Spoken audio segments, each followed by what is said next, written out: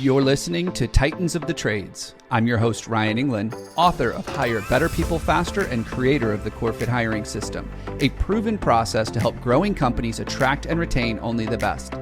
I'm on a mission to revolutionize the perception of the trades and elevate it to new heights. After growing up in a blue-collar family, my passion for making the trades cool again runs deep. If you're a titan in the industry and want to be on my show, stick around until the end and I'll reveal how you can be my next guest.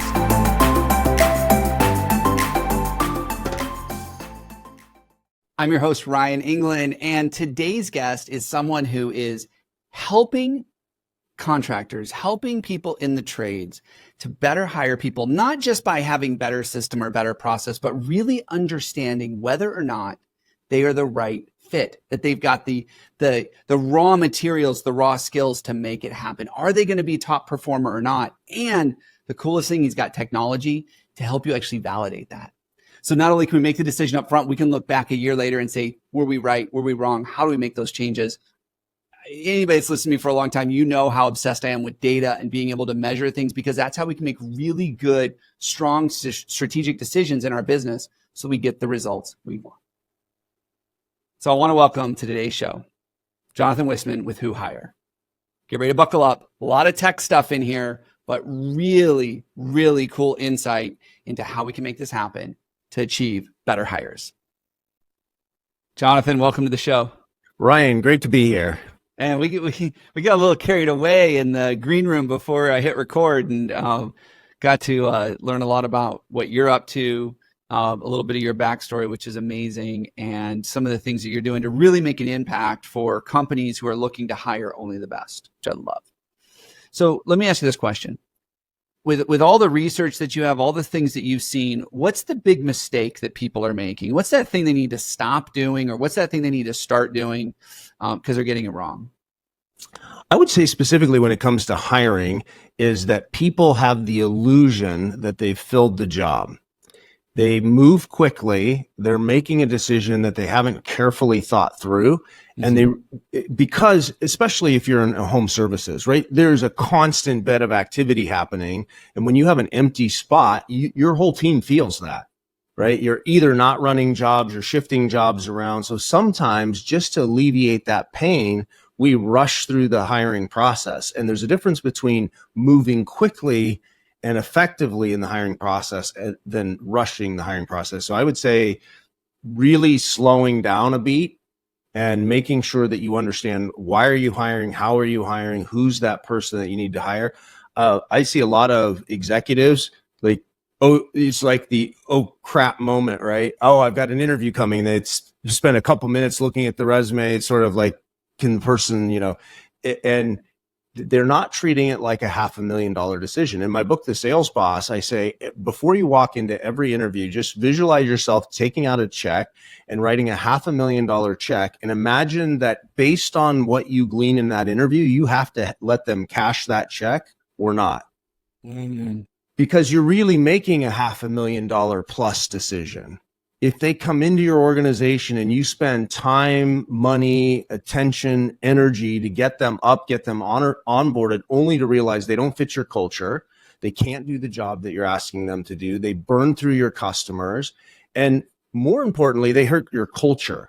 When you have a culture that burns through 50% of your people that you hire, pretty soon the people that are the survivors on your team, they sort of take a wait and see attitude about a new hire. They're like, well, let me see if Ryan's going to make it before I really jump in and help him, because he may not be here 3 months from now. Yeah. And I don't think owners realize the drag on their credibility in the market when they make poor hiring decisions over and over again. And more importantly, they start blaming it on the applicant. It's like, oh, millennials don't want to work these days. They don't, and they get cranky about people's work ethic. And the truth is, it's not about the people. I have plenty of clients that are hiring 30, 40, 50 technicians a month, getting them through training programs, having them be a 100,000 plus earner a year. There are plenty of people out there. Yeah. If you craft the environment they want to work in. So I guess that's my advice, is if you even have in the back of your mind that hiring is tough, you're doing it wrong. Yeah. No, it's love important, that mindset but it's not shift. tough. Yeah, that mindset shift, that visualization. Are you going to hand this person a $500,000 check? Like just being able to realize the weight and the gravity of that decision, because the reality is so many people have lowered the bar. Like it used to be you had to fog a mirror for them to hire you. Now you just got to show up sometime during the day on the day you were supposed to get interviewed, and they're so desperate they're just willing to hire anybody. Yeah, and on the other side, I see clients that imagine they have a good hiring process, and they don't, because they're gathering a bunch of information about a person that isn't actually correlated to whether or not they're going to be able to perform in the job. It makes them feel more comfortable that they've made a good hiring decision, but they're not really tracking. We're interesting as a species. Like when we make a bad hiring decision, I haven't ever seen on a profit and loss sheet that bad hiring decision ends up in anybody's category coming against their budget. And we forgive ourselves. We always blame it on the candidate. And when we have a great hire, we pat ourselves on the back. Companies talk a lot about intellectual property. Your intellectual property as a business owner is the knowledge of what it takes to have a human thrive inside your business. The intellectual property in your company is to have a deep understanding of which sort of human does not work in your organization, the kind of human that burns out, is unmotivated, and whose life you have wrecked by allowing them to spend time in your company, wasting a piece of their life. That's intellectual property, and you should get really good at knowing that. It's like, why would you go down to the nursery and buy a bunch of seeds and plant them in the middle of the desert if these are seeds that you need to have a lot of rain? You wouldn't. You'd be wasting your money. Yeah. Yeah, no, I love that idea of really assessing and understanding who it is that you're hiring, but more importantly, understanding who you are and what environment they're coming into. Like it's both sides. You can't just say it's all on the candidates, nobody wants to work. You sometimes have to look in the mirror and say, maybe nobody wants to work for me, and understanding that they got to line up. Yeah. And the second mistake I see is people, they start with the romance interview, meaning they're doing everything in their world to get this person to think, oh, I want to work for you. Yeah. It actually should be a little different. Your marketing, first and foremost, should serve to repel people. Yeah. You want to keep the wrong people from applying. So you can, I sat through an ad for the Marines, and they show these people running into battle, bombs going off, scaling mountains. And for a certain subset of the population, they're like, yeah, sign me up. For me, I'm like, no, thanks. Yeah. I mean, I'm as patriotic as the next guy, but that job's not for me. Yeah. That's effective marketing. Yeah, I couldn't agree with you more on that. I wrote a little pamphlet called How to Hire the Ones You Won't Want to Fire. And we talk about pushing them away. Like you need people to self-select out before they self-select in, and you need to push them away. And then once you have the right people saying, yeah, I'm signing up to be a Marine and to do that stuff, now let's bring them in and make sure that's a really good fit. But even then, I find that too often we wine and dine them and we sell them because we're the ones that are desperate. We're like, anybody that'll date me, I'll take anyone. And then usually we end up disappointed. And you'd mentioned earlier that credibility piece with the customer. I think you also can hurt your credibility with your team when they see you bringing these people in who aren't rock stars, who don't fit. And all of a sudden they start looking at you and going, I'm going to be working these crazy hours and dealing with this madness all the time because my boss doesn't care. My boss doesn't have a standard for the new people he's going to bring in. And I think you need to be really careful with all that. Yeah. I don't know if you play tennis, but maybe if you don't, another sport. If you've ever played, a one-on-one sport like tennis against somebody who's a worse player than you, your game goes down for sure, right? It just does. For me, it's golf. Yes. If you play against somebody that's better than you, you might lose more, but your game goes up. Yep. And that's what's happening if you have A players on your team and you're bringing in a lot of B and C players. And the deck gets stacked in the B players, your A players game actually lowers. Yeah. It's just the nature. So you, as a business owner, you should always be but what happens as owners is we start to accept the belief that there are not enough A players out there, that $1 million or $2 million producer is the unicorn. In fact, I've seen some home services companies actually, when they're making when they're drawing up the budgets and all of the other metrics they're going to do with sales, they're like, oh, set Joe aside. He's the unicorn. Mm. Joe's not the unicorn. That Joe's exactly who you want. What you have to figure out is, what's unique about Joe? You have this knowledge, of course, that people are unique, but people are also predictably unique. There is enough data out there to tell us what makes up somebody like Joe, what makes him tick, what makes him thrive. And you can go out and systematically find Joe. The problem is you'd rather have the illusion that you hired somebody and you hire, the person is going to come in on behalf of Joe. Yeah. Well, let's talk about that for a second. So you've been in the space of recruiting for a while now. You've developed some really amazing tools, some assessments to help contractors with this process of identifying those predictable behaviors and traits. Tell me, what is it at Who Hire? Like, how does that work? What have you found in the science, and how can we predictably start hiring more A players? Well, so at Who Hire, specifically whohire.com, we're in the business of helping trades organizations, HVAC, plumbing, electrical, solar, roofing, hire high performing dispatchers, technicians, CSR agents. And the way we do that is there's this whole world of what they call psychographic science. And most people are probably familiar with pre-hire tests that measure like an introversion or an extroversion. But what we've done is we've gone into actual companies. So at this point, we have, just in the HVAC technician role, 6,500 real technicians of all experience levels, just starting out to 20 years in the field, who we've given a rich psychographic test to. So we understand, what are the human components that make them up? How do they handle stress? How do they think? How do they respond to authority? What's their grit level like?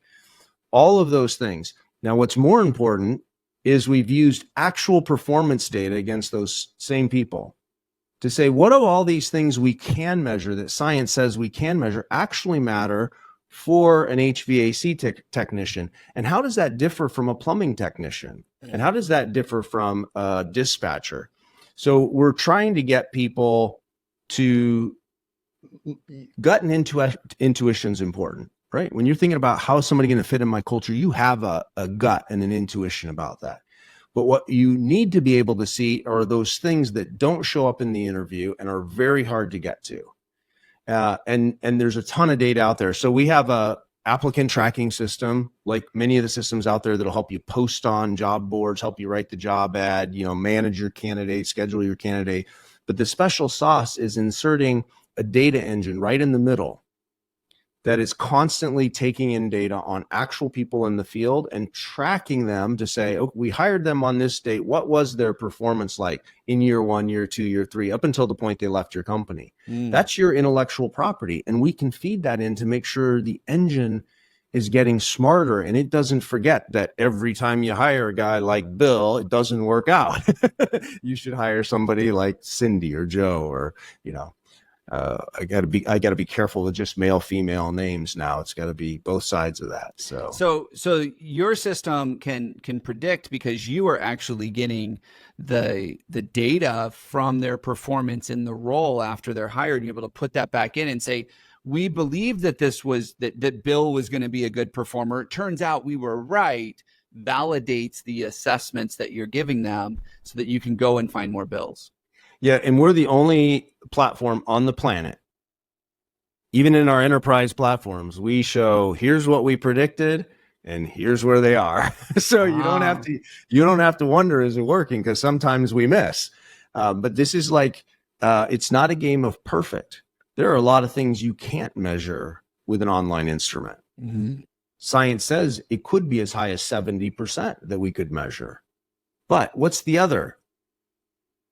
It could be they've got a drug and alcohol problem. They've got relationship problems. They've got, financial stress going on. Like there's a lot of things that affects health problems. There's a lot of things that can affect somebody's role performance that you still have to do all of the other things, right? Yeah. That are necessary. And second, we're, inside of that prediction, we're not looking at what is their skill specific experience. Have they turned a wrench? What we're looking at is, does this person have the ability to sustain themselves in the kind of work environment that you're asking them to show up and work in, right? Being in a hot attic or that sort of thing. And do they have the capabilities to learn and excel at the highest level? I liken it to if you had a room full of kids beating on pots and pans. And you could say, this kid with the right training and the right opportunity can play at Carnegie Hall. And this kid with the right training and the right opportunity should probably just sing in the shower. Right? So given all the equal opportunity, which one's going to thrive? And we know that intuitively that some humans thrive. Like I like to draw, but I'm never going to be an artist. Yeah. Well, I might be an artist, but nobody's going to buy my work. I think the only time my pictures have hung on the wall is the one I gave my mother in like second grade, and it probably only lasted on the fridge for a week. Wow. So that's that's interesting. So let me ask you this. What is it that you need to do, or what is it that your platform is doing to look at that ongoing productivity, that performance, to be able to validate? Like, do we have to track certain things? Is there a system that we have to use? Like, how does that happen? Yeah, so great question. So we have two kinds of customers. So we have customers that come in, they just want to hire, they fire up our platform, they post their ads, that system's all automated. In that case, they're just using and they're benefiting from the data.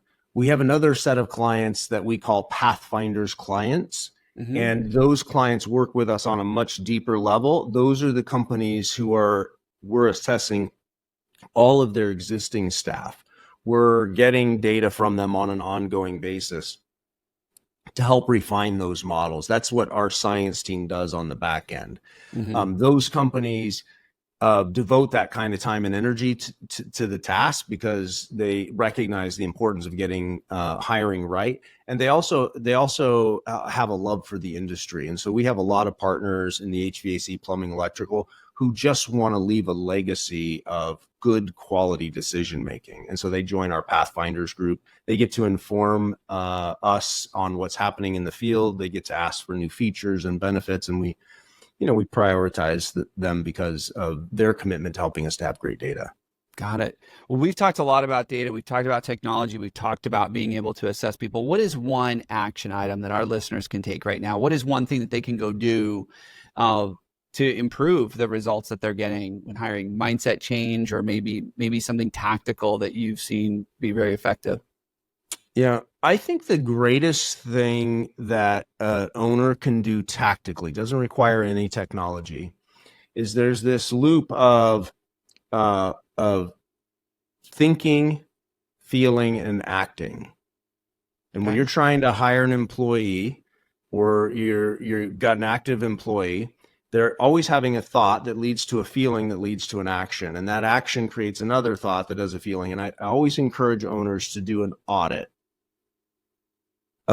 of every moment somebody's interacting with their company. What happens is you walk into your company all the time, so you start seeing it through a certain lens. Try to do the audit from a fresh pair of eyes. If you walk into the business and you look at your front door, just look at the door. Like people quit looking at their door. Yeah. Look at the door. It's messy. It's dirty. It's got handprints. There's grease down the side of it. What does that cause you as a new employee to think? Yeah. What's the feeling that comes as that? And what's the action as a result of that? I walk through the door, I'm in the lobby, there's, dust on the counter and the magazines are 3 years out of date. I walk into the lunchroom and the trash is every moment they come into contact with your organization, they're thinking something which is causing them to feel and then act. And that action is what actually becomes your culture. Right. And so it's only by controlling their thought that you really have control over your thing. Now, thought control, so it's sort of a cult thing, but you think about it. When you go into a Broadway play, from the minute you walk in that theater is designed to make you feel a certain way. And when the lights go down and the music comes up and it hits a certain tone and the curtains come in and the way the set comes in, those things are all designed to produce a certain feeling in you. And you pay to be there because it's going to take you through the whole range of human emotion. You're going to laugh, you're going to cry, right? Your business is like a stage play put on by a psychologist. You get to choose, where do things sit? How do the lights come up? What's the music? What's the smell look like? Or smell like, right? And I would obsess about the details of what does my environment say about who I am as an employer. Mm.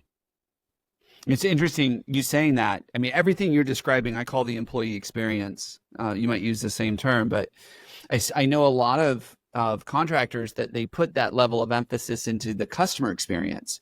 When we show up at the door, do we have our boot covers on? Are we well presented? Is our truck clean? Like, they put all that emphasis into the customer. But then, to your point, the door's greasy. The office has got magazines that are 3 years old. Like, they never put that emphasis into the employee experience in that piece of it. I think those are amazing details to get people thinking and feeling that certain way, so that they take the right actions. I think that's great. In my book, I call it the jazz club. Okay. Right. And your business should be a jazz club, because I used to live in Kansas City, and from my office to where I lived in a downtown loft. I had to walk by the oldest jazz club in Kansas City, and I love jazz music. Mm. But there were nights where I didn't feel like it. Stopping by, it was a long day of work, but never failed. I'm getting close, and all of a sudden I hear that sort of familiar thump, thump, thump, and the rat-a-tat-tat on the drum, and I'm like, you know what? I'll just stop in for a few minutes. Yeah. Pretty soon I'm in there, right? The bartender comes up and says, "Hey, Jonathan, can I get you your usual?" "No, I'm just staying for a few minutes." She knows I'm not staying for just a few minutes. Yeah. Right. Pretty soon I'm tapping my foot. Next thing I'm like, sure, I'll have one. Next thing I know, it's 2 a.m. Yep. Your business has to be like that, where the rhythms are so powerful and so consistent that it draws your people in and causes them to tap their foot to the music, even when they're not in the mood, because they're not going to be in the mood every day. Mm. And then when you look at the house musicians in a jazz club, they have the same, keyboardist there, maybe, the guy on the bass strings. It could be the same person. They're going to bring in a visiting musician, and that visiting musician will riff over the top of the music, and they'll, their vocals or whatever instrument they're playing, and they land right in harmony with the beat. And it sounds like they've been playing together forever. Yeah. And when you have your hiring right and you have such strong rhythms in your organization, you can bring really talented, beautiful, amazing human beings with all of their personality and their charm and their idiosyncrasies and their annoying whatever, and you can drop them into your club, and they know how to bring that beauty and land right in harmony with the mission that you're trying to accomplish. Mm. What a great way to wrap up this episode, Jonathan. That was amazing. If people want to learn more about you, what you're up to, the impact you're making in the industry, how do they get a hold of you? How do they learn more? Yeah, I would say just go to john@whohire.com. You can use Google and Google the sales boss. That's where I got my start in helping people design high-performing sales organizations. I spent a long time on the bestseller list, and people tell me it is beneficial even outside of sales. But, I always start with sales, because if the sales engine's messed up in your business, not a lot of other things going right. That is very true. Very true. Jonathan, thank you so much for being on the show today. I've learned a lot. I know our listeners have learned a lot. Great insights into just the dynamics of human nature and how we can really build these high-performing teams. Thank you. Thanks for the invite, Ryan. Enjoyed it.